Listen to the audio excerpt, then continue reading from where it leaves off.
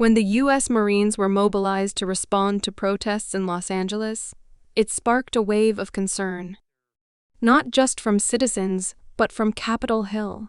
In this powerful Senate Armed Services Committee hearing, Senator Tammy Duckworth, a combat veteran and member of a Marine Corps family, demands answers.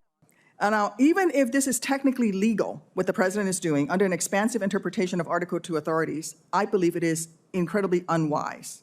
I don't condone violence or property destruction, but using active duty Marines for domestic protest response sets a dangerous precedent. When citizens around the country, not just in California, see Marines on the streets of America, it risks damaging their trust and politicizing a force that must remain apolitical and mission focused. President Trump is asking Marines to be away from their families for a situation that the president himself said yesterday was, and I quote, this is what he said yesterday, simmering but not very much, end quote. Do you, General, have any concerns about the moral injury of Marines who are now being tasked to face Americans and deploy their community in an unprecedented way? And what are you doing to address those mental health concerns? Senator, Marines will execute their lawful orders. I don't have any concerns that about their moral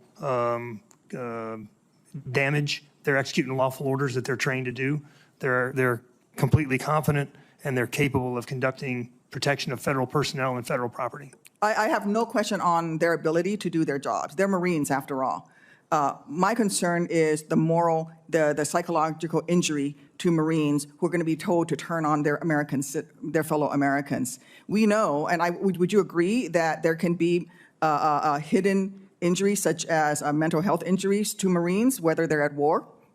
When you go to war, would you agree that there are hidden injuries that can happen, such as psychological injuries? There are psychological injuries when one goes to war, yes, ma'am. Yes. Are you concerned that there might be psychological injuries to the Marines who are being told to turn on American citizens during this deployment? Well, Senator, I would say that these Marines are not being told to turn on their fellow citizens. They're conducting federal property protection. So you have no concern that there might be Marines that are having a psychological negative reaction to being put on. I'm not saying that they can't do their jobs. I'm saying you have no concerns and you're not preparing for any mental health counseling as a result of this deployment for these 700 Marines. Senator, we always have mental health counseling available to Marines at all times for any purpose, but I don't have any heightened concerns about this. Okay. Well, active duty troops are trained for war fighting and not policing. We ask a lot of different, very difficult things of our troops, taxing their mental health. And now we're sending them to turn on their own communities outside of their normal training. I would be concerned for the well-being of our heroes. I want to switch my line of questioning to Sealift and leveraging our international partners. There's a reason that our system is supposed to prevent the use of our military on our soil, except for the most necessary circumstances. Ideally, in coordination with local elected leaders, alternative is un-American. From my perch on this committee and Commerce Committee, changing topics a little bit, I am concerned about our military and commercial maritime capacity. I appreciate the leadership of many of my colleagues on this issue, and I strongly support ongoing efforts to expand our domestic shipbuilding industrial base. Even with this renewed emphasis on domestic shipbuilding, especially of commercial vessels or big-ticket military ships, I remain concerned that we are underinvesting in a critical element of any future fight, Sealift. It will not matter how many submarines or destroyers we can build if equipment, fuel, and resupply cannot make it to theater. And our troops don't have enough ships to ferry each other and their resupply from place to place within the theater, and this is especially important for the Marines to have amphibious and local resources. I'd like to ask all of our witnesses, do you agree that we lack the necessary number of Sealift or auxiliary vessels to meet the logistical demands of a contested environment in the Indo-Pacific?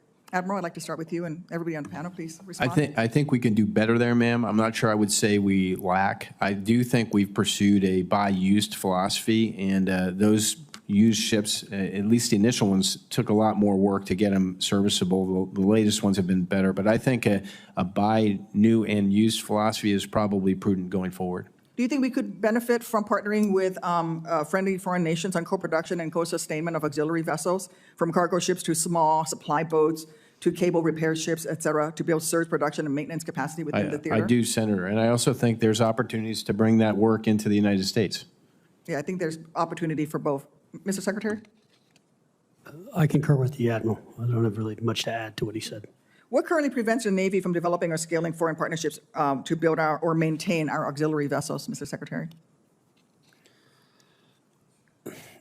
Senator, look, I think there are a couple of different issues we have to tackle when it comes to those. But I think it's, as I said in my testimony during confirmation, all options are on the table, and we do need to look at this, and we do need to look at both having foreign builders build some ships like this for us, and also obviously they're coming here and looking at investing in our base and bringing their expertise. So I think that would be very useful to us. Or even partnering with American builders, but overseas in theater to be able to provide immediate repair. Absolutely. Thank you. Thank you, Mr. The conversation starts with a simple but serious question. Why were 700 Marines sent to respond to protests in Los Angeles? Senator Duckworth makes it clear. While she doesn't condone violence or property destruction, using active duty Marines for civilian protest response risks eroding public trust and sets a troubling precedent. She warns, this is unwise, even if technically legal under Article II. What happens when citizens see armed Marines in their neighborhoods?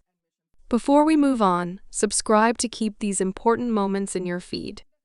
Senator Duckworth then zeroes in on something many overlook: the mental and moral injuries Marines may face when deployed against fellow Americans.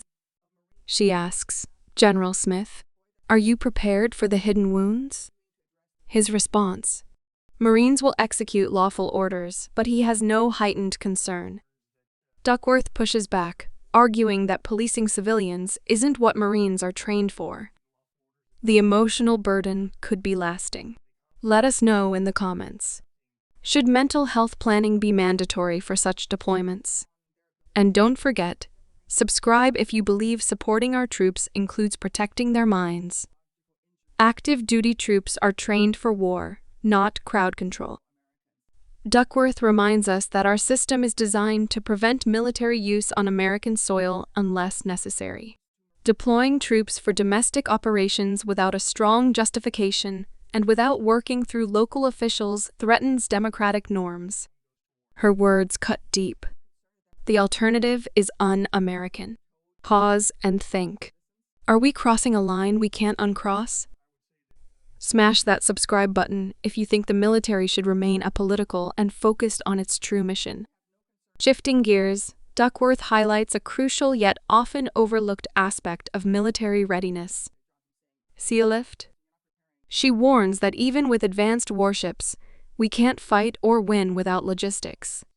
Fuel, equipment, and resupply, they all depend on a fleet that's aging and under-resourced. Admirals and secretaries agree.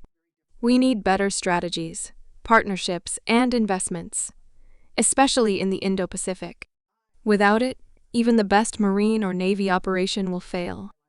If national defense matters to you, make sure you're subscribed.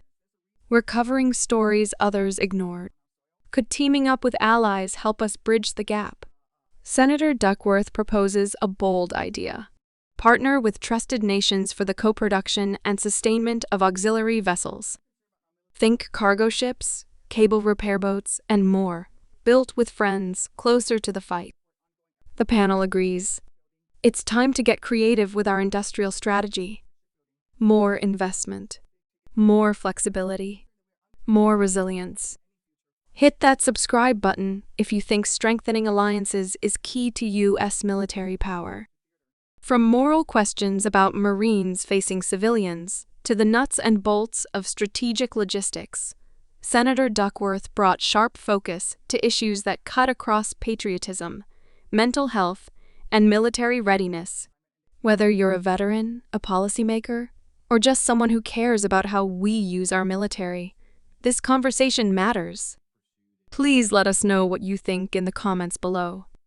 Do you think sending troops into protests is justified? And how should we fix our Sealift crisis? Thanks for watching. Like, share, and most importantly, subscribe for more voices that hold power to account.